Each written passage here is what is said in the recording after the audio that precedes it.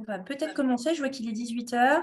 Bienvenue à tous et merci de participer à ce 29e web atelier de patrimoine et environnement, organisé donc sur tout savoir sur les journées du patrimoine de Pays des Moulins, qui fête donc, comme vous le voyez, ses 25 ans cette année. Donc autour de Monsieur Pierre Del Porto, président de l'AFMA, la Fédération des musées d'agriculture et du patrimoine rural, aussi administrateur de patrimoine et environnement en charge donc des JPPM, et de Julie Refour, coordinatrice de patrimoine et environnement et des JPPM. Donc, c'est deux intervenants qui vous présenteront tout ce que vous voulez savoir en fait sur cette journée. Voilà, des inscriptions à comment réaliser vos événements, etc. Toutes les questions que vous posez, c'est maintenant qu'il faut les poser et ce web atelier est fait pour ça, pour mieux comprendre et mieux connaître les JPPM. Si vous avez aussi des remarques, n'hésitez pas. Vous avez un espace de discussion en bas de votre écran. N'hésitez pas à vous en servir. Vraiment à vous présenter, à dire qui vous êtes, d'où vous venez, quelle association vous représentez et surtout, est-ce que c'est votre première fois pour les JPPM, votre première participation? Est-ce que c'est votre 25e participation? Ouais, vraiment, n'hésitez pas à vous présenter. Moi, je serais ravie de lire les petits messages que je verrai au fur et à mesure. Sinon, pour ceux qui ne nous connaissent pas, parce que j'ai vu qu'il y avait pas mal de gens qui connaissaient les journées du patrimoine de Pays des Moulins, mais très peu connaissent le patrimoine environnement, donc qui co-organise cette journée. Et donc, ce web atelier est organisé par Patrimoine Environnement, donc qui est une fédération d'associations reconnue d'utilité publique nationale. On est une fédération nationale, donc on œuvre sur le territoire entier. On œuvre aussi bien pour la protection du patrimoine culturel, bâti, que naturel, en protégeant les paysages, etc. Donc ces web ateliers sont gratuits, ouverts à tous. N'hésitez pas, je vous donnerai dans quelques instants le programme, donc n'hésitez pas à vous inscrire.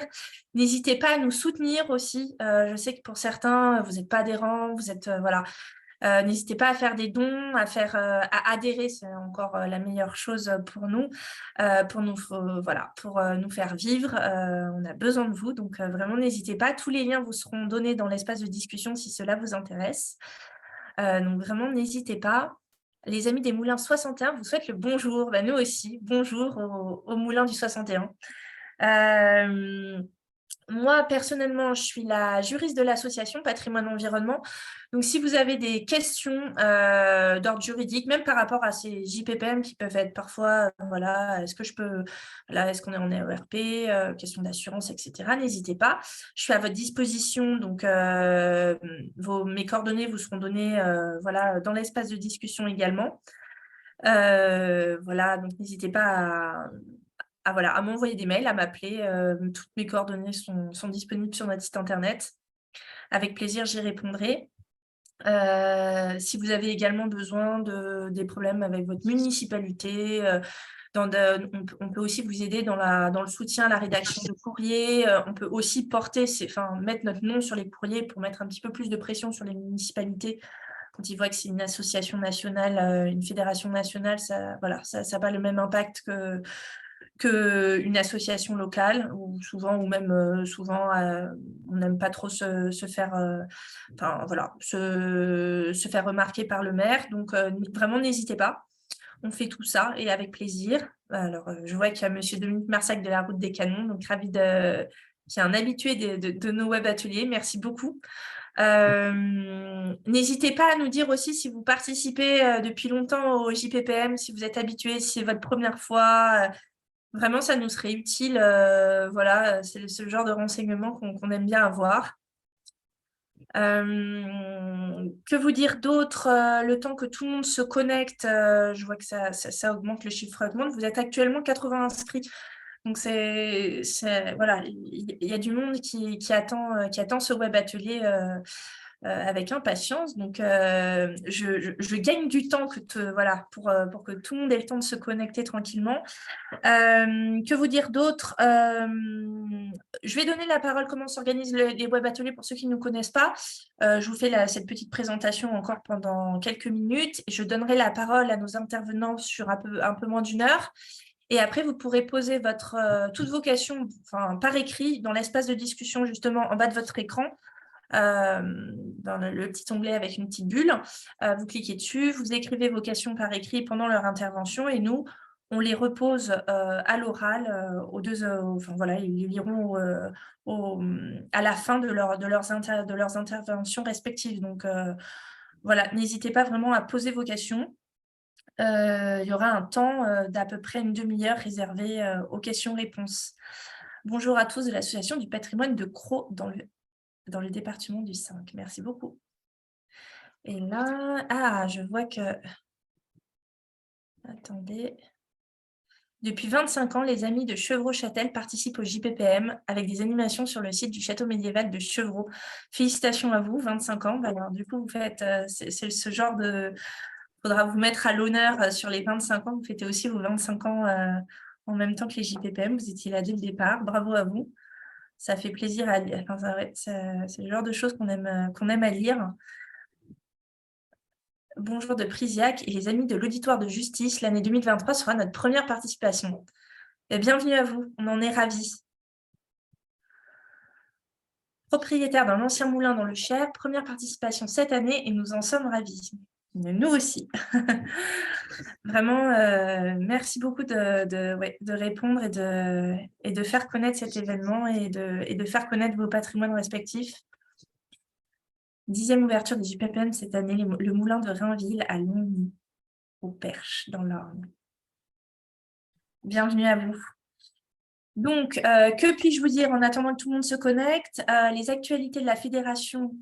Donc, pour ceux qui connaissent les web ateliers, alors je sais que pour la plupart, vous êtes intéressés surtout par les journées du patrimoine du pays et des moulins. Mais sachez qu'on organise des web ateliers à peu près tous les mois. Parfois un peu plus, et notamment sur des sujets très vastes. Le prochain web atelier aura lieu le 21 mars de 18h à 19h30, c'est toujours le même horaire, c'est toujours les mardis, sur les outils juridiques pour préserver les paysages culturels et naturels. Enfin, on va peut-être plus, comme c'est un sujet assez vaste, plus voilà, voir ça sur préserver les paysages naturels. Et le mardi 11 avril, on fera un web atelier sur les grands sites de France. Donc, n'hésitez pas à vous inscrire. Les inscriptions s'ouvrent 2 semaines avant chaque webinaire. C'est toujours gratuit, toujours ouvert à tous. Donc, vraiment, n'hésitez pas. C'est fait vraiment pour diffuser la bonne connaissance de tout ça. Comme je vous l'ai dit, c'est notre 29e web atelier. Tous les autres web ateliers sont disponibles en replay sur l'espace adhérent pour ceux qui sont adhérents. Donc, n'hésitez pas à adhérer, ne serait-ce que pour avoir, je ne sais pas combien d'heures de web ateliers et notamment des sujets assez intéressants. On traite des plans locaux d'urbanisme, on traite aussi d'outils pour ceux qui font les JPPM tels que WeVisit, qui est une application digitale assez intéressante pour faire connaître ses parcours, ses animations, etc. Sur la communication aussi, on a fait des web ateliers là-dessus. Donc vraiment, c'est assez sur l'inventaire, sur plein de choses. C'est vraiment faire connaître les acteurs du monde du patrimoine et les outils juridiques et les outils de manière générale de communication pour vous donner voilà, tout plein d'astuces voilà, et d'outils pour préserver vos patrimoines, les faire connaître et les mettre en valeur. Je regarde. Je vais vous rappeler juste que notre assemblée générale, pour ceux qui sont adhérents, a lieu le jeudi 20 avril à la mairie du 9e. Alors, et pour ceux qui ne le sont pas adhérents, vous avez aussi l'après-midi, vous pouvez venir l'après-midi. Il y aura un beau colloque qui va être organisé, donc toujours à la mairie du 9e, en salle Rossini, qui est une très belle salle, et ainsi qu'un hommage à notre président qui est parti en février dernier, monsieur de la Bretèche. Donc, ça sera très intéressant. Je pense qu'on reviendra également sur la loi d'accélération des énergies renouvelables. Donc, vraiment, ça risque d'être très, très instructif. Donc, vraiment, je vous invite à vous inscrire. Les liens vous seront donnés dans l'espace de discussion. Enfin, vous sont là. Je vois que ma collègue vous a déjà donné le lien pour vous inscrire. Donc, vraiment, n'hésitez pas. Et je donne la parole à nos intervenants. Merci beaucoup, Laurence. Bienvenue à tous. Je me présente, je suis Pierre Del Porto. Je suis donc le président de la Fédération des musées d'agriculture et du patrimoine rural, l'AFMA. C'est une fédération qui existe depuis 1982, donc il y a 41 ans. Nous sommes spécialisés donc sur l'agriculture en général, mais aussi le patrimoine rural, puisque cette campagne, ce rural, c'est aussi bien des paysages que des savoir-faire, que des hommes, que des animaux, que des forêts, que des végétaux. Et donc, je vois que toute la France est ce soir bien représentée. J'ai même un ancien collègue du ministère de l'Agriculture, donc je vois qu'il s'intéresse beaucoup à la ruralité, je le salue. Vous êtes représentatif un peu de notre panel, comme on dit un petit peu, c'est-à-dire aussi bien des moulins que des sites liés au savoir-faire, que des sites liés à l'archéologie, même des animaux qui travaillent pour aider l'agriculture ou aider au transport, ce que je viens de voir. Donc, ce que nous allons faire d'abord, c'est vous présenter un petit peu l'historique de cet événement, les Journées du patrimoine de pays et des moulins. Et puis ensuite, J.U. Four, qui est l'animatrice, vous expliquera comment participer. Donc, un court rappel sur ce petit patrimoine.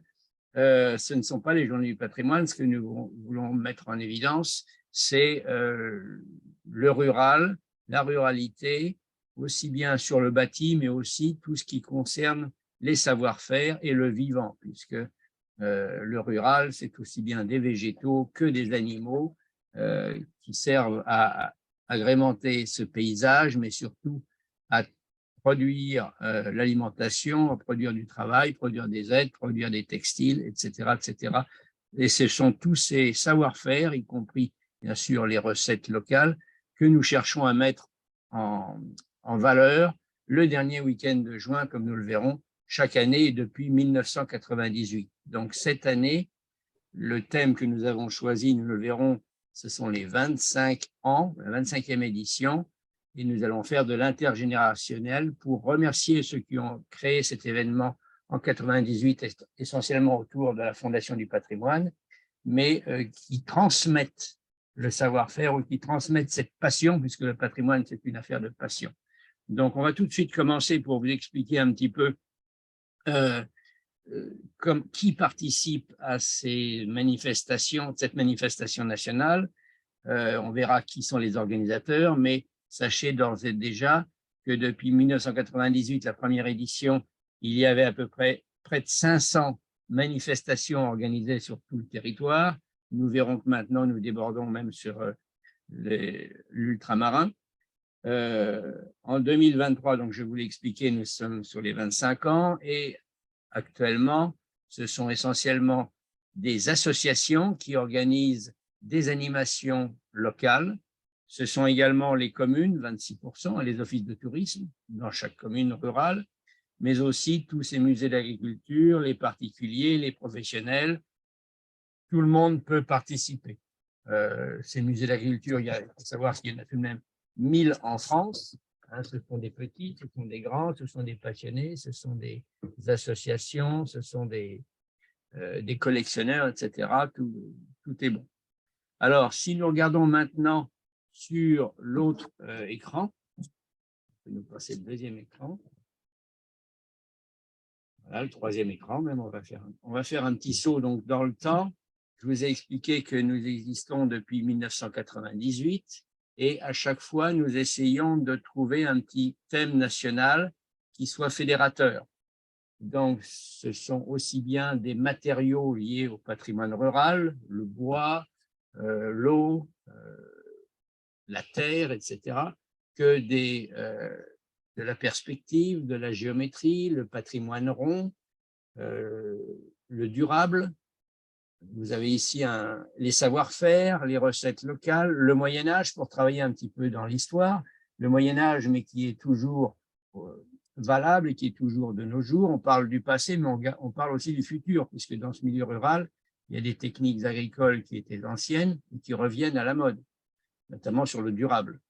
On cite également donc les couleurs, tout ce qui concerne sur l'architecture, les lumières, les couleurs, les recettes, je vous en ai parlé. Voilà un petit peu un panorama de comment nous fonctionnons depuis 1998. Ensuite, si nous regardons un petit peu qui sont les acteurs, les fédérations, il y a 8 fédérations nationales qui participent et qui organisent cet événement national. C'est, on vous l'a expliqué tout à l'heure, Patrimoine Environnement, qui nous sert de coordinateur. C'est la Fédération française sur les moulins. C'est Rempart qui organise des chantiers de jeunes en France et à l'étranger pour faire de la restauration. Maison paysanne de France qui, comme son nom l'indique, sauvegarde les maisons rurales et maisons paysannes, apprend à les restaurer, apprend à les conserver, apprend à les protéger. La Fondation du patrimoine, bien sûr, tout le monde la connaît. L'AFMA, donc, qui est la Fédération des musées de l'agriculture et du patrimoine rural que je viens de vous présenter, que je préside. Petites cités caractères, ce sont des villages de moins de 3000 habitants, ou 6000, je ne sais plus, mais qui postulent et qui sont ensuite agréés ou non agréés pour faire partie de cette fédération des petites cités caractères. Et le dernier venu, donc, c'est le Souvenir français, association qui a pour but de maintenir la mémoire de nos anciens combattants, de maintenir un peu les monuments au centre des villages, les cimetières militaires, etc. Donc, la mémoire du souvenir. Ça, ce sont les 8 fédérations nationales.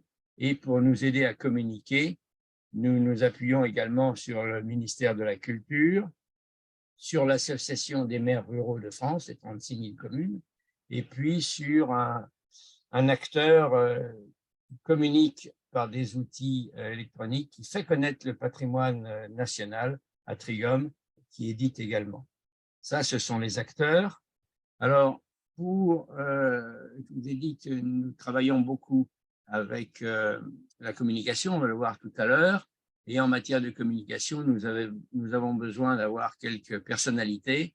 Donc, pendant 5 ans, nous avons eu Jean-Pierre Pernaut pour le parrain de cet événement, et malheureusement, depuis sa disparition, il était très passionné du patrimoine, puisqu'il aimait bien nous dire qu'en 16 ans de métier, les dernières années, il avait fait près de 20 000 reportages uniquement sur le patrimoine français, le savoir-faire.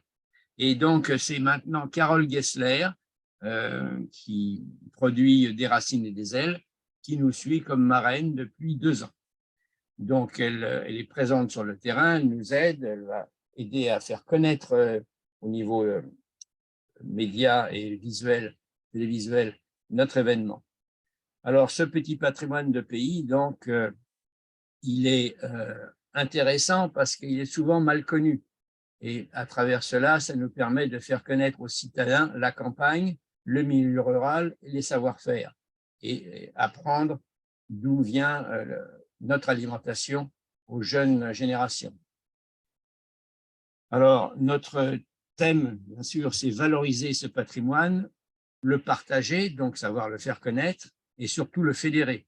Le fédérer, donc, on va le voir tout à l'heure, nous cherchons cette année à bien faire connaître qui sont les acteurs de cet événement, de ces animations, et notamment le milieu associatif et les bénévoles. Il y a des professionnels qui font connaître ce patrimoine, mais il y a aussi énormément de bénévoles que nous cherchons à mettre à l'honneur cette année, et nous cherchons à provoquer un petit peu, à inciter des vocations pour que les jeunes, notamment, ou les familles, comprennent que chacun peut participer à développer ce patrimoine et à organiser même des animations et animer. Alors, nous visons cette année, donc le visitorat, c'est surtout les habitants et les publics scolaires, les petits, les familles. Cette année, nous innovons. Au lieu de faire le samedi et le dimanche, nous ouvrons le vendredi, le samedi et le dimanche. On va vous donner les dates. Pourquoi le vendredi? Eh bien, c'est parce que nous cherchons à attirer les scolaires, leurs professeurs, pour qu'ils découvrent autour d'eux ce qu'ils ne voient pas normalement. Donc, il y a des visites personnalisées, il y a des ateliers personnalisés qui vont être faits autour des scolaires pour découvrir ce petit patrimoine. Et nous vous invitons donc, vous qui organisez déjà, à déjà prendre les contacts avec le corps professoral pour l'informer de cette journée du vendredi et organiser des visites spécialisées ou des animations spécialisées, aussi bien dans l'école, mais surtout sur le terrain, pour faire découvrir ce patrimoine. On vous expliquera tout à l'heure, nous avons mis en place une multitude de propositions d'idées, dont certaines sont bien adaptées au niveau scolaire. Ensuite, alors, revenons sur ce thème, les 25 ans, donc l'engagement. L'engagement, comme je l'expliquais tout à l'heure, nous cherchons à mettre en évidence les bénévoles, les professionnels, mais surtout faire connaître ce patrimoine rural, ce qu'ils font, comment ils entretiennent ce patrimoine, comment ils le protègent et comment ils le restaurent. Donc, et comment on peut l'apprécier et le goûter, puisque bien sûr, ça se goûte tout ce patrimoine. Il y a du culinaire là-dedans. Le but, c'est de faire connaître également les métiers. Les 25 ans, c'est-à-dire qu'il y a des gens qui ont participé en 1998 et qui sont toujours là pour faire connaître leur métier aux jeunes. Donc, ce qu'on cherche, c'est à mettre en relation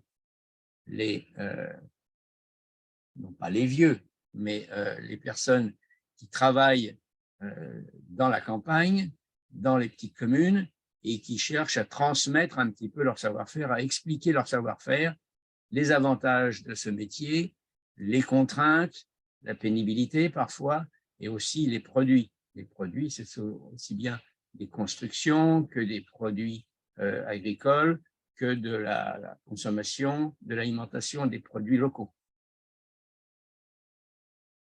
Alors, nous allons donc essayer de voir comment on peut faire connaître la forêt, la campagne, protéger le paysage, rentrer dans les fermes, apprendre à travailler le produit agricole, apprendre à le savourer. Les grands-parents vont expliquer aux petits-enfants comment ils travaillaient, les innovations, apprendre ce qu'était le passé, ce que sera le futur, ce qu'est l'actuel et ce que, par exemple, les anciennes variétés de légumes qui sont remises à l'honneur en ce moment apportent et sont bien appréciées. De la même manière, les races locales, les petites races locales qui reviennent à la mode, il faut les faire connaître, les faire savoir, les faire apprécier. L'animal produit bien sûr du lait, de la viande, mais aussi il travaille.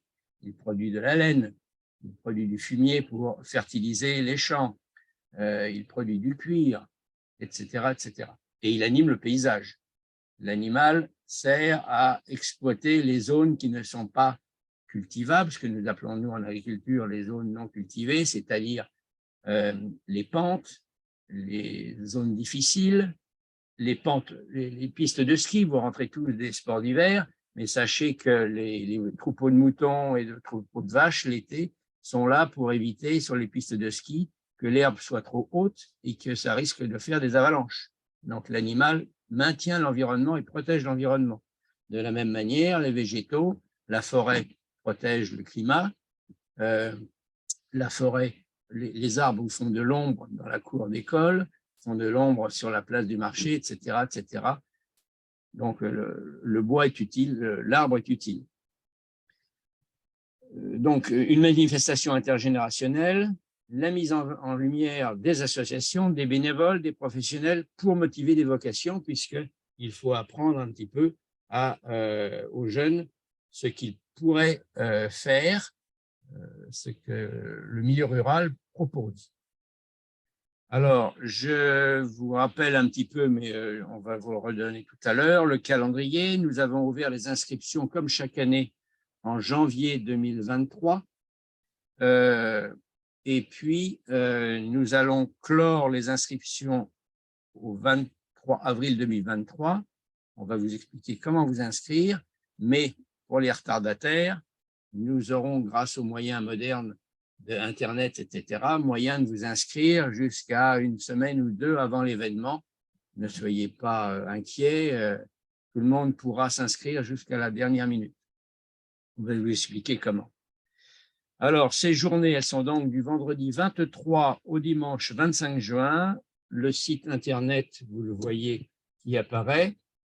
Et donc maintenant, je vais vous donner quelques exemples que nous avions organisés, que certains ont animés et organisés l'année dernière, en 2022, pour vous donner un petit peu quelques idées un petit peu. Donc là, nous sommes dans le sud meusien. Cet événement avait fait, ce village mettait en place, cet office de tourisme avait mis en place des visites pour montrer un peu tout ce qui était restauré au niveau du patrimoine bâti depuis quelques années. Ensuite, un moulin en Mayenne, un moulin qui travaille toujours. Donc, le but, c'est de montrer un petit peu ce qu'on peut faire à des moulins. Vous savez que nous sommes sur les journées du patrimoine de pays et des moulins et que les fédérations des moulins participent beaucoup à cet événement. Donc, le travail de l'eau pour produire de l'énergie, pour travailler le grain, et non seulement le grain, mais également aussi les huiles, etc. Un exemple également près de Paris, au sud de Paris, à Marcoussis, une association de bénévoles dans une zone assez maraîchère qui cherche à montrer comment étaient produits tous les fruits et les légumes qui étaient transportés chaque jour par un petit train vers Paris, vers les Halles, donc essentiellement des petits fruits, des fruits rouges, etc. Donc, dans cette association, chaque année, il y a des ateliers de restauration pour les équipements, le matériel, collecte d'équipements agricoles, d'anciens équipements agricoles. Il y a un très beau pique-nique qui est organisé pour les journées du patrimoine, très convivial. Et également, on remet en route la forge. Et là, les jeunes enfants apprennent à travailler un petit peu et à voir comment était cette agriculture, ce maraîchage. Autre exemple, maintenant, dans le Loir-et-Cher, des ateliers pour restaurer des vieux bâtiments, agricoles ou non agricoles, du milieu rural, et notamment apprendre aux visiteurs à restaurer sa maison de campagne et autres avec des vieux matériaux, par exemple le torchis. Là, on travaille donc sur le milieu durable, sur le maintien de l'environnement, apprendre à faire du torchis, apprendre à restaurer la charpente, etc., toujours dans un esprit de maintien des traditions et du maintien de l'architecture locale. Autre exemple, allons un petit peu dans le sud, dans le Var, et là, autour d'une chapelle, au milieu des oliviers, on vous apprend à faire du convivial. Les associations se réunissent et elles organisent des visites autour du bâtiment, elles organisent des visites d'oliviers, de livrets, mais également il y a du festif, il y a des petits concerts avec des orchestres locaux et il y a un pique-nique également qui est organisé. Donc là, justement, les associations cherchent à se faire connaître et à faire de l'intergénérationnel. Les familles viennent, pique-niquent, échangent et participent un peu à ces petits concerts.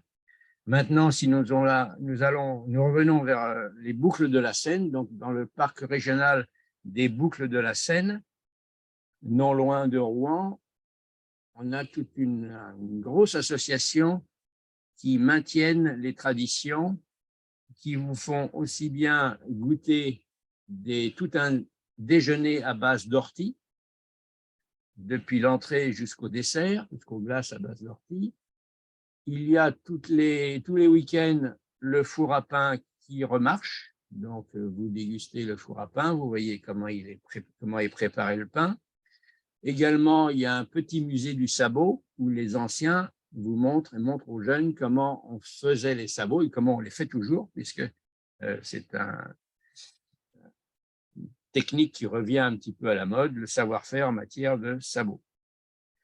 Voilà, ensuite, on va aller un petit peu toujours en région parisienne, au nord de Paris, dans l'Oise, où là, il y a une association des jeunes qui ont remis en état un vieux bâtiment agricole pour en faire une fromagerie Et donc, on déguste les fromages, on achète les fromages et on apprend à savoir les faire.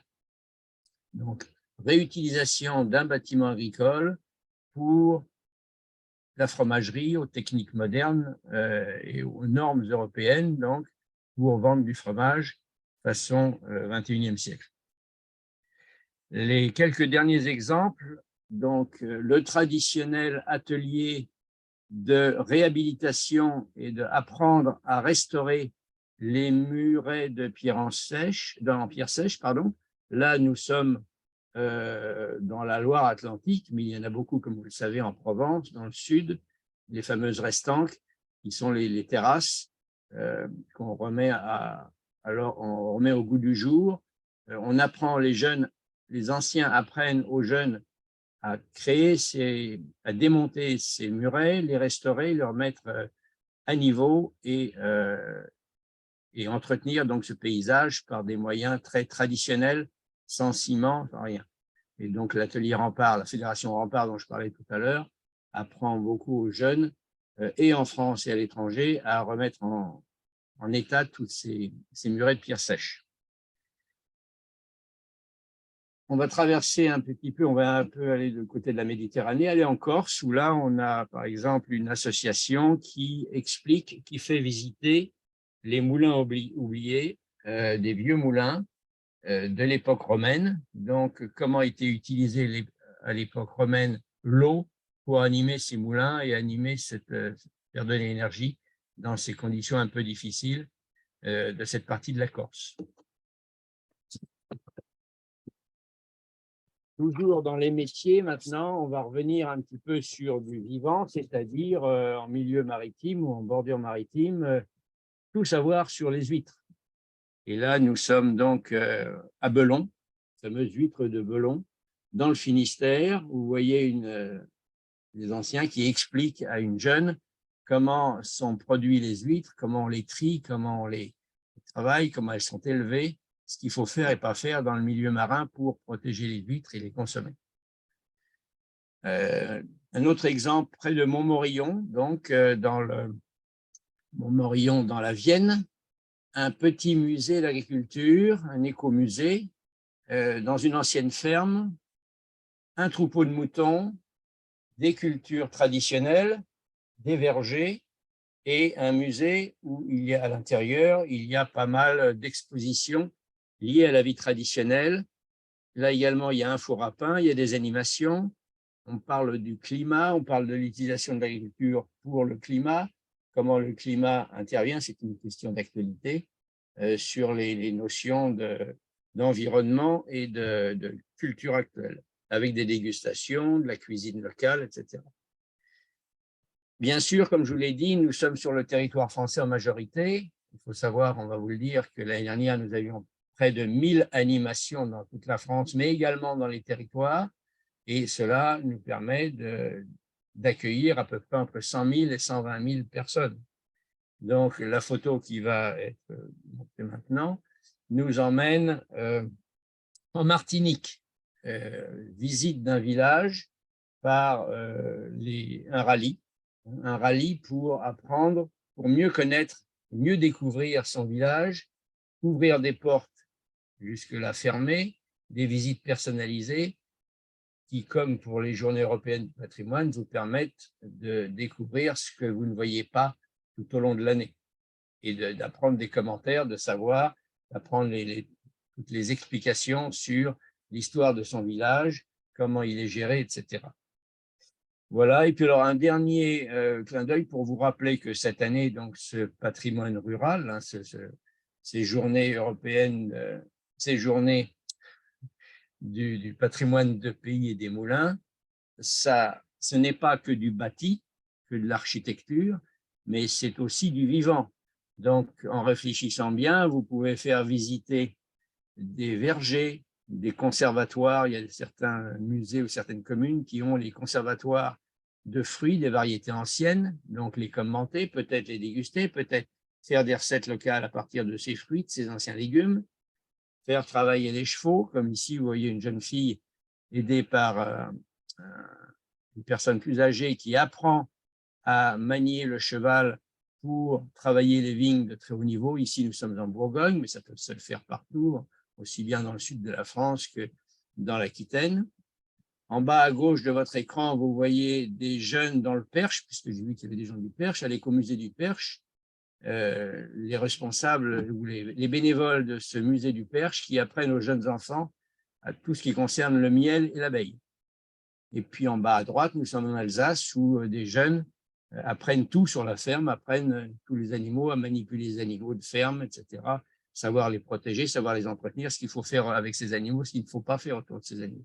Voilà ce que je voulais vous dire sur ces journées du patrimoine de pays, mais maintenant, Julie Refour va vous expliquer comment vous pouvez devenir acteur de ces 1000 événements et plus. Oui, bonjour à tous. Donc, je suis Julie Refour, coordinatrice de la Fédération Patrimoine Environnement et également en charge donc des Journées du patrimoine de pays et des moulins. Et je vais vous présenter les modalités d'inscription, comment participer à ces journées. Voilà, la partie un peu plus technique de la coordination des JPPM. Tout d'abord, comme M. Delporto l'a dit, vous pouvez participer en devenant organisateur d'animation.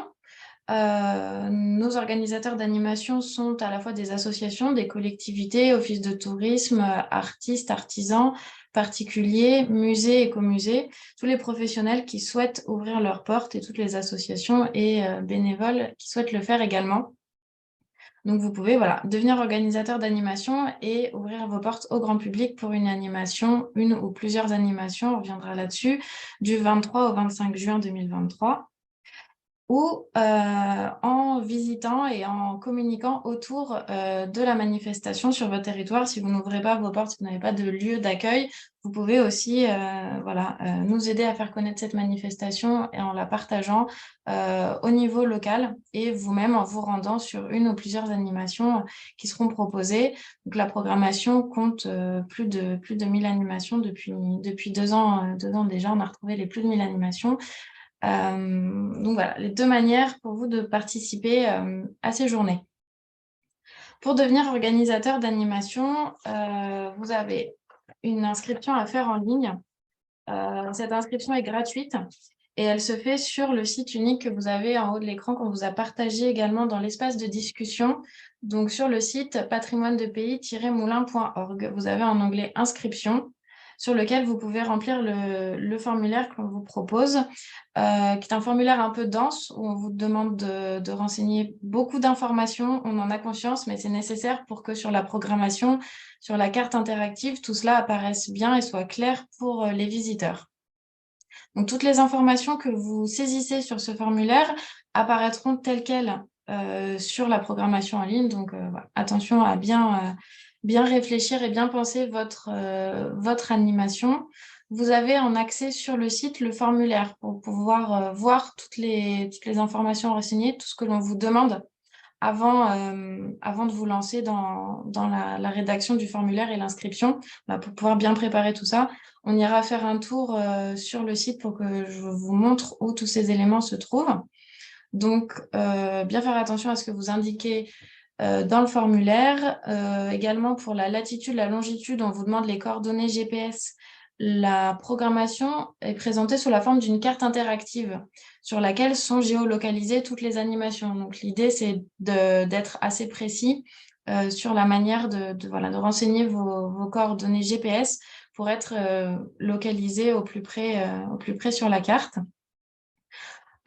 Si vous avez différents lieux d'accueil du public ou différents types d'animations, vous pouvez remplir un formulaire par lieu ou par animation. Ça vous permet d'être plus précis dans la description de ce que vous proposez. Si vous proposez une soirée festive de dégustation le vendredi soir et une visite le samedi, n'hésitez pas à remplir 2 fois le formulaire pour que les 2 animations apparaissent de manière bien distincte sur la carte. Quelques petites choses bloquantes sur la carte qui vont un peu peut-être vous embêter et faire que vous n'arrivez pas à passer à la page suivante. La description ne doit pas excéder les 600 caractères espace compris. De même que pour le titre, il ne doit pas excéder les 90 caractères espace compris. ça peut parfois bloquer les formulaires et faire que vous n'arrivez pas à passer à la page suivante. De même, on vous invite à joindre au maximum 3 photographies. Attention à ce qu'elles ne soient pas trop lourdes pour ne pas bloquer le formulaire. Si vous avez des difficultés pour remplir ce formulaire, des questions, on a une adresse unique, jppm@association-du6patrimoine.org, à laquelle on répond voilà, assez rapidement pour vous aider à débloquer les situations voilà, problématiques avec le formulaire. Ce formulaire dont je vous parlais se compose de 3 pages à remplir.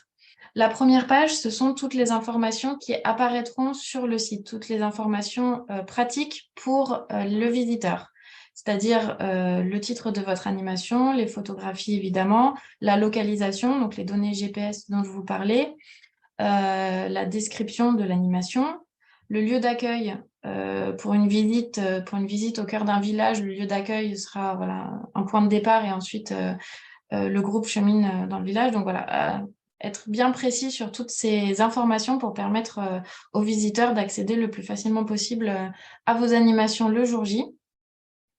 Et donc, ces informations-là voilà, seront communiquées telles quelles sur notre site internet, sur la carte interactive que je vous montrerai par la suite. La deuxième page de ce formulaire, ce sont vos informations personnelles qui peuvent être différentes des informations d'accueil du public et qui nous permettent de garder contact avec vous pour voilà, vous aider dans l'organisation de votre animation, pour ensuite communiquer pour voilà, les semaines avant la manifestation, pour qu'on communique ensemble sur vos animations via nos canaux nationaux et qu'on puisse voilà, vous informer des actualités de la manifestation de manière générale. Et enfin, vous accédez à la 3e page qui concerne l'envoi du kit de communication. On fait parvenir gratuitement pour chaque animation inscrite un kit composé de 10 affiches A3 aux couleurs de l'édition des JPPM que vous pouvez personnaliser avec les informations de votre animation. Ces affiches servent donc à renseigner voilà, les informations, les heures plus précises, les localisations, lieux d'accueil du public, etc. Mais elles peuvent aussi vous servir de fléchage dans la commune pendant le week-end de la manifestation. Vous en avez 10 par animation. Si vous inscrivez 2 animations ou plus, vous allez recevoir 20, 30, 40 affiches en fonction du nombre d'animations que vous aurez inscrites. Donc, une fois que ce formulaire d'inscription en 3 pages est rempli, vous allez recevoir, rempli et validé, vous allez recevoir un mail de confirmation. Dans ce mail de confirmation, vous avez un numéro de dossier qui correspond au numéro de votre animation. C'est une série de 4 chiffres qui doit commencer par un 3. On est à 3000 et quelques.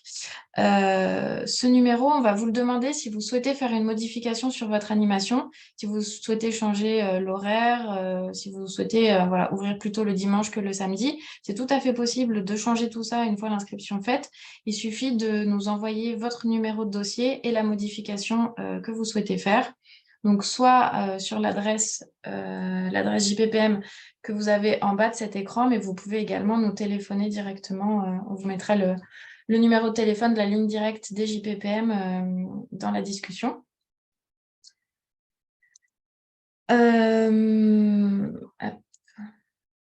Voilà, donc toutes les animations qui seront validées apparaîtront sur la carte interactive que vous voyez en bas de l'écran, qui est une carte qui regroupe avec la géolocalisation toutes nos animations. Cette carte vous permet de vous déplacer et de zoomer sur les animations qui vous intéressent. Avec le petit plus, vous pouvez voir le détail de chaque animation, aller voir voilà, la description, les horaires, le détail des contacts. Et on a mis en place un filtre par région et par département avec un bouton télécharger qui vous permet de télécharger en PDF les animations du territoire qui vous intéresse, soit une région, soit plus précisément un département. Donc ça, tout ça sera mis en ligne sur notre site, donc toujours le même site, patrimoine-de-pays-moulin.org, au mois de mai. C'est à ce moment-là qu'on enverra donc ce kit de communication avec les 10 affiches A3. Pour être assuré de recevoir le kit de communication, je vous conseille de vous inscrire avant la date limite, la première date limite que l'on a indiquée, qui est le 23 avril. Si vous vous inscrivez avant cette date, vous serez assuré de recevoir ce kit de communication. Et après cette date, on laissera le formulaire en ligne pour les inscriptions. Mais voilà, pour des questions de quantité d'affiches à commander, on a fixé une date butoir pour cet outil de communication. Donc, vous aurez ces affiches qui vous permettent, comme je vous l'ai dit, avec la boîte blanche en bas, de renseigner vos informations sur l'animation, sur votre événement, de faire du fléchage dans la commune.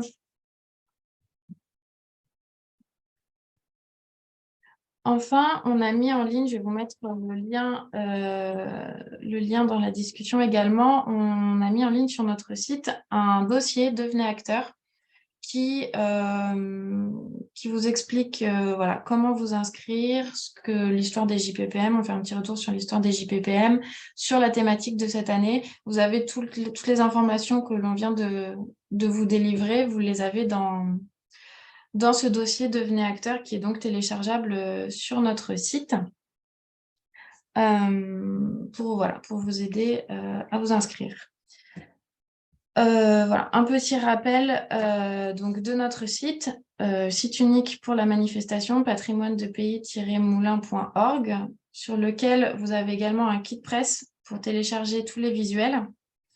Et en dessous, vous avez donc mon contact avec la ligne de téléphone direct, le 01 42 67 67 51. Si vous avez des questions, des modifications à faire sur votre animation, et vous avez également l'adresse mail consacrée au JPPM. Je vais arrêter le partage d'écran pour aller sur le site. Le site de la manifestation. Voilà. Donc là, vous êtes sur le site des JPPM. Donc vous avez une description de la manifestation, de ce que l'on fait. Vous avez en dessous donc les organisateurs, les co-organisateurs de cette manifestation. Et ce qui nous intéresse, donc c'est ici dans le thème 2023. Vous pouvez retrouver une liste d'idées d'animation que l'on a concoctées autour du thème de cette année, qui peuvent également vous guider. C'est un outil qu'on a mis en place en plus pour vous guider, vous donner des idées autour de ce thème, autour de ces 25 ans, autour des questions d'intergénérationnalité, de partage, d'engagement bénévole pour le patrimoine de pays. Donc, vous avez ici à consulter cette liste d'idées d'animation.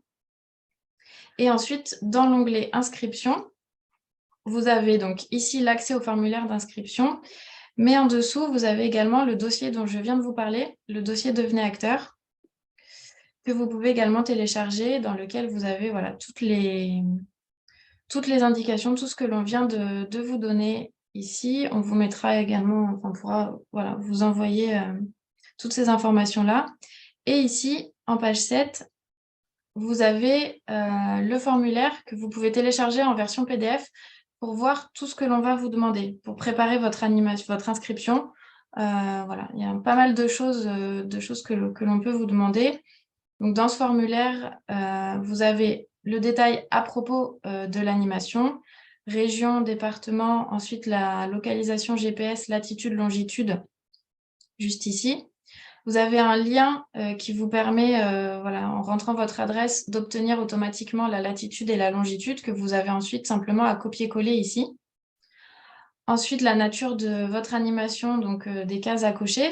Vous pouvez à la fois organiser une exposition et une conférence, donc vous pouvez cocher ici plusieurs cases. Ensuite, le titre de votre animation, puis la description.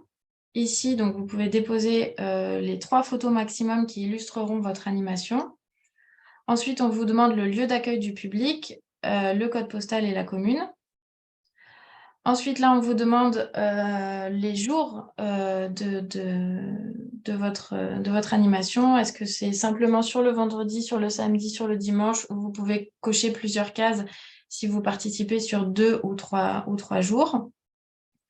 Ensuite, là, on vous demande si l'animation est gratuite ou payante.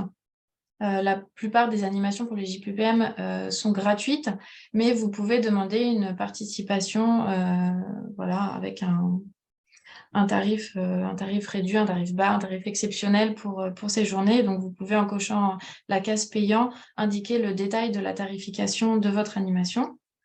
Ensuite, on vous invite à entrer ici les horaires d'accueil du public et les coordonnées si c'est un départ de visite, voilà, les coordonnées du guide, les coordonnées du contact local sur place. Voilà. Vous pouvez renseigner un téléphone et un mail, mais à minima, on vous demande d'indiquer un téléphone. Et ensuite, si vous avez voilà, le site internet ou une page Facebook. Donc, toutes ces informations-là sur la première page serviront pour les visiteurs à les informer sur votre animation. Ensuite, hop, ici, sur la deuxième page, donc c'est ce que je vous indiquais, les informations sur l'organisateur.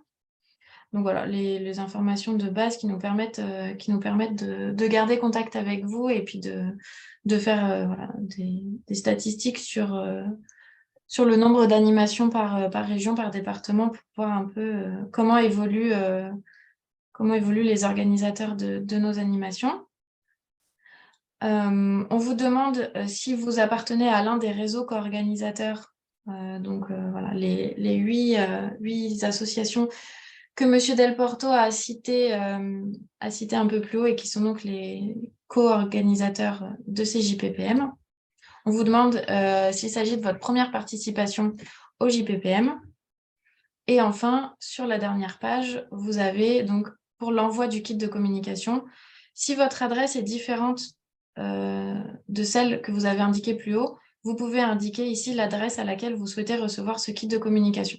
Il comprend donc, comme je vous l'ai dit, 10 affiches en A3 et on propose pour 5 € de vous envoyer un kit supplémentaire, donc 10 affiches supplémentaires si vous le souhaitez. Voilà. Et donc ensuite, vous validez ce formulaire pour être inscrit et c'est là que vous recevez le mail de confirmation avec votre numéro de dossier. Alors, ça.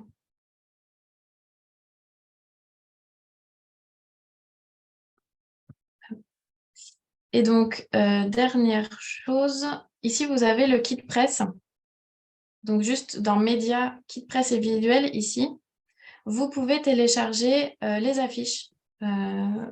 Affiche donc des JPPM de cette année.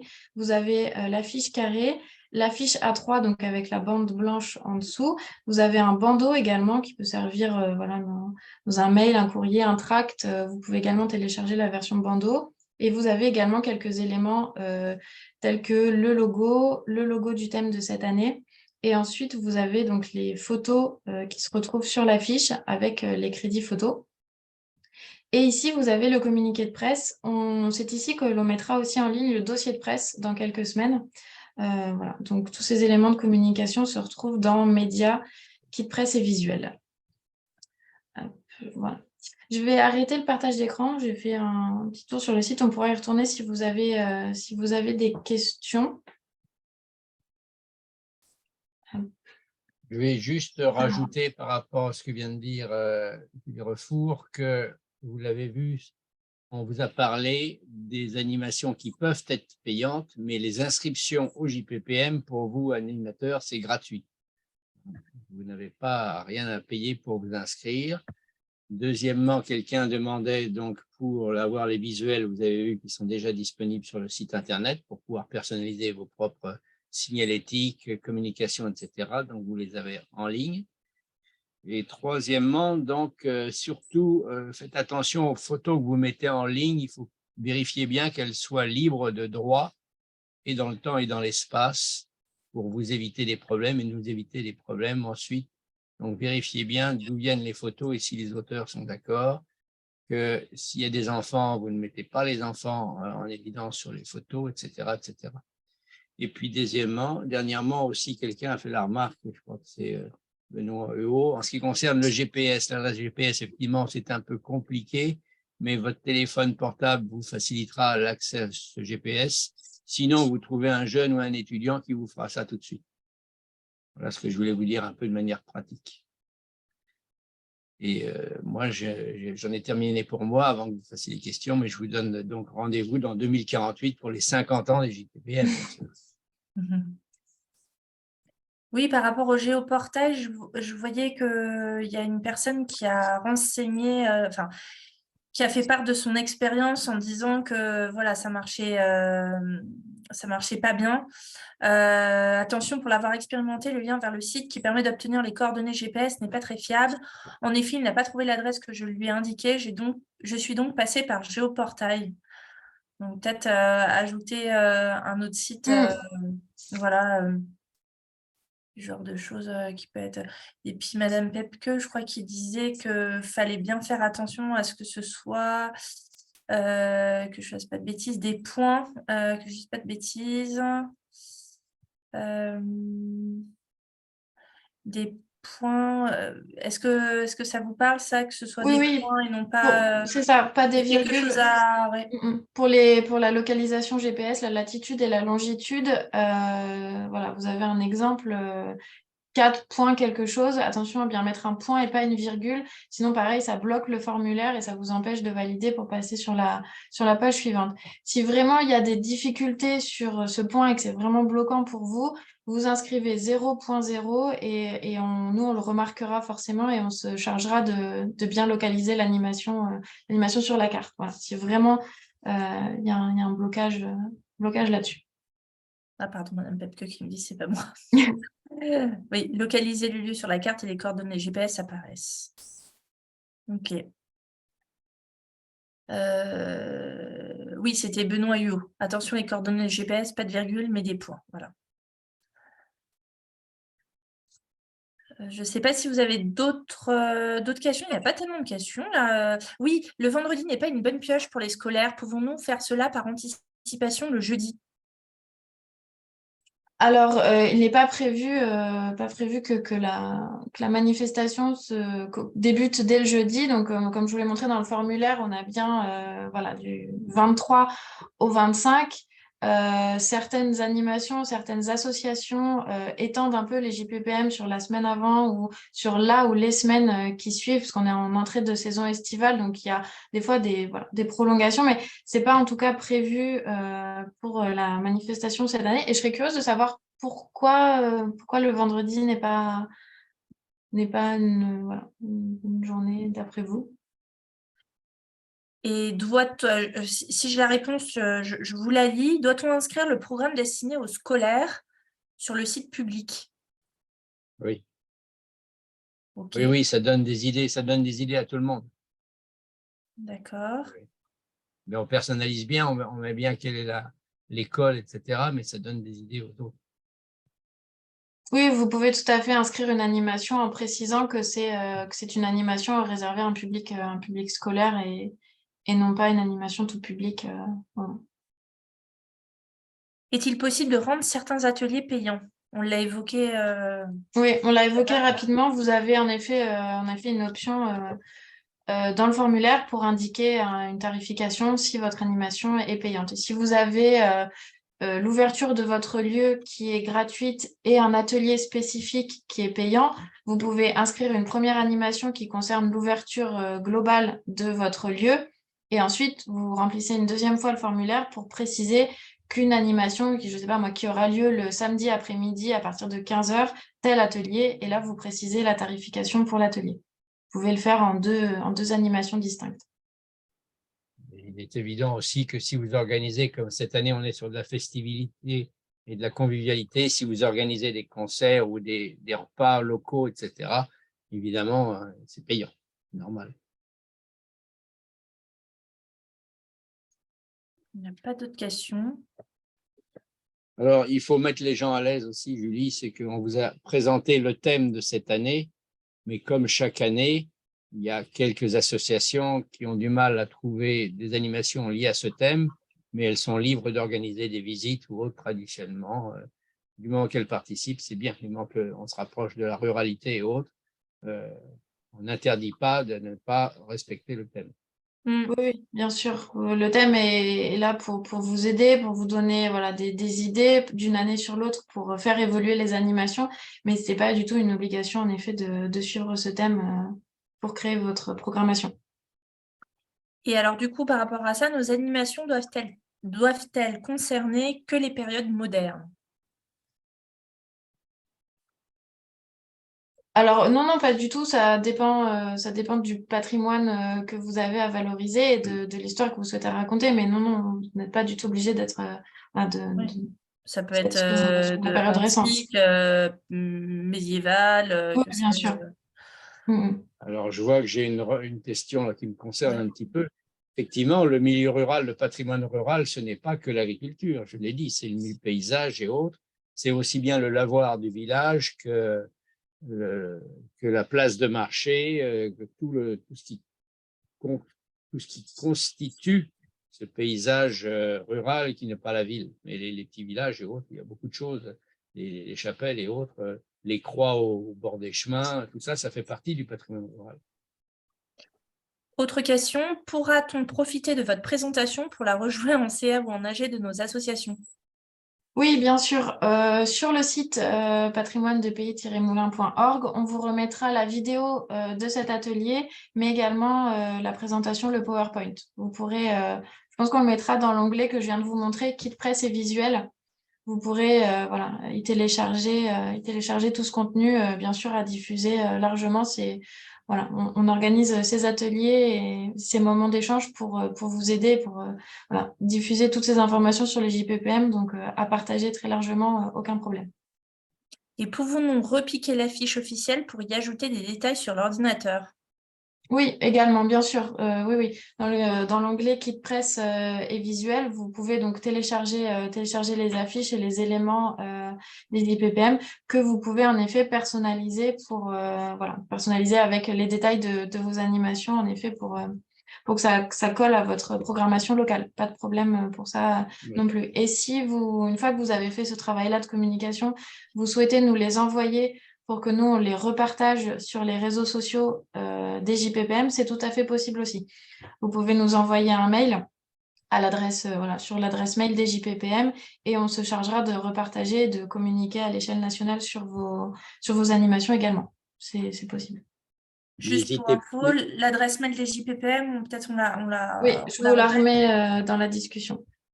N'hésitez pas à tirer également sous le format A4 parce que dans beaucoup de petits commerces, le format A3 n'est pas forcément accepté, mais justement, par rapport à ce qu'on vient de vous dire, vous tirez le visuel, vous le mettez en A4, vous personnalisez avec vos animations. Et puis, si vous voulez aussi, vous pouvez le faire en 3 mètres sur 4 mètres pour mettre sur l'affiche dans les campagnes. Si vous voulez, ou bien sur les culs de bus sur 1 mètre carré, si vous voulez. Vous nous aidez. Donc jppm@association-patrimoine.org. Voilà. De manière générale, si vous avez les moindres questions sur toute cette animation, c'est l'adresse pour répondre à toutes vos questions sur cet événement. En com, les flyers A5 ou plus petits sont aussi assez efficaces. Oui, en effet, oui, comme le disait M. Delporto, dans les commerces, on n'a peut-être pas la place d'afficher du A3 au plus grand. C'est vrai que les formats plus petits fonctionnent assez bien. M. Delporto vous montre ce qu'on édite pour le Salon du patrimoine qui a lieu en octobre tous les ans. C'est le moment de l'année où on lance les JPPM, l'édition suivante, et où on dévoile l'affiche. Et en effet, on a ce format en 14 cm sur 14 cm qui fonctionne assez bien. N'hésitez pas à poser vos questions. On en profite pour féliciter les personnes qui nous suivent et qui sont là depuis 25 ans. Ouais. J'espère qu'ils modifient un peu leurs animations au fil du temps, mais bravo de cette perspicacité depuis 25 ans. Bravo. Ah, alors.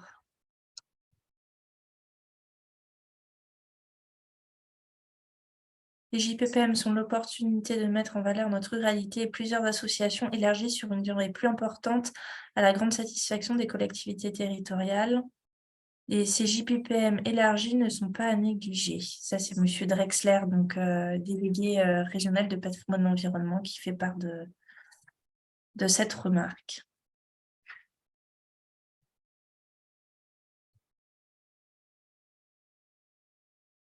Peut-être que si tout a été clair pour vous, on va pas attendre qu'il y ait d'autres questions. Si vous avez des questions, n'hésitez pas à les poser. Je vois qu'il y a une main levée. Là encore, n'hésitez pas, on ne peut pas donner la parole voilà, en audio, on va dire. Donc, posez bien votre question dans l'espace de discussion en bas de votre écran. Mettez bien la question à destination de tout le monde. Mais on va peut-être attendre. Je ne sais pas si Julie ou Monsieur Del Porto, vous avez des choses à rajouter. Moi, non, on vous donne rendez-vous. Surtout, Ouais. inscrivez-vous, Mm. prenez votre temps. Surtout, on a oublié de vous dire, mais le 23 avril, c'est une date importante parce que c'est là qu'on épluche chaque animation et on trie un peu celles que nous allons mettre sur le dossier de presse. Donc, plus on a d'informations sur vos animations, on les mettra dans le dossier de presse par région, etc.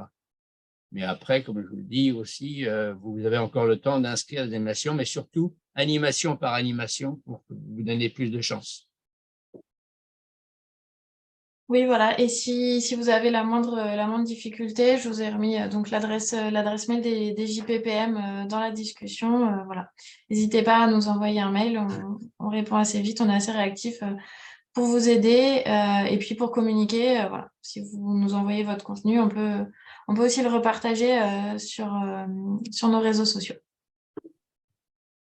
Oui, c'est vrai que c'est très important les réseaux sociaux pour faire connaître une animation. Peut-être, je ne sais pas, peut-être revenir un tout petit mot sur les partenaires locaux qui peuvent être intéressants pour faire connaître son association. Voilà, Oui, à celui-ci, on a beaucoup parlé de ce qu'on pouvait faire nous au national, mais c'est vrai que le local est très important. oui, en effet, on communique, nous, et on a donc un plan de communication à l'échelle nationale. Les JPPM, c'est par essence une manifestation qui est ancrée dans les territoires, ancrée dans le local. Donc, que vous soyez organisateur d'animation ou que vous ayez participé par curiosité à cet atelier, vous pouvez partager aussi, vous, et faire jouer votre réseau sur votre territoire pour faire connaître la manifestation, pour faire connaître votre animation, votre programmation locale. Vous fédérez avec les animations voisines. On met début mai, on met en ligne début mai la programmation, donc vous pouvez dès ce moment-là voir ce qui se passe aussi autour de chez vous et vous organiser, vous fédérer à l'échelle locale pour communiquer. Voilà. Souvent, vous avez des relais et des facilités avec la presse régionale, la presse locale, qu'on n'a pas forcément au national et qui peut servir à faire connaître votre programmation.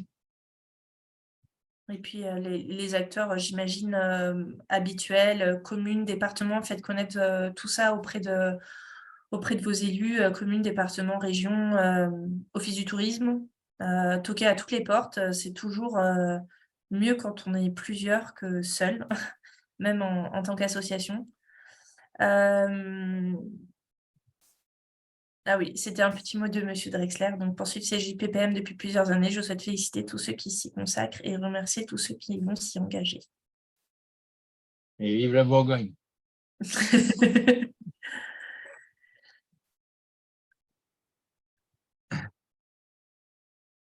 Ben, écoutez, je vois que merci beaucoup pour toutes ces informations. Bonne soirée à tous. Françoise Vess, service patrimoine, musée de la ville de Montmélian, en Savoie. Merci beaucoup.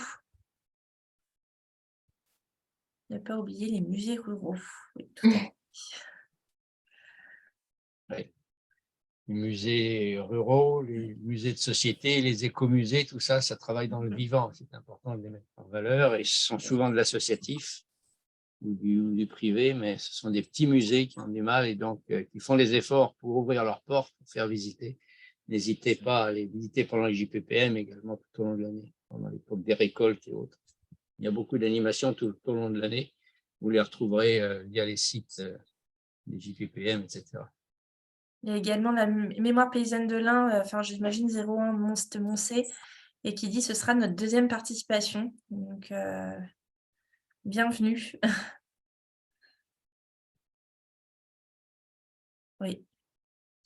Merci pour ces informations depuis Saint-Paul-de-Vence. Merci à vous. On va peut-être s'arrêter là s'il n'y a pas d'autres Mm. questions. Je ne sais pas, Cabrières d'Avignon, on a beaucoup de gens dans le sud, hein, visiblement, le Ouais. sud de la France. C'est chouette. Donc, on vous mettra le replay de cet atelier et toutes les informations sur le site patrimoine-de-pays-moulin.org. Et voilà, n'hésitez pas à nous contacter pour toute question, renseignements et modifications d'animation si nécessaire. Merci beaucoup. Je Merci à souhaite... Voilà. tous. Voilà. Merci beaucoup. À bientôt. Au revoir. Merci, Merci. au revoir. Au revoir.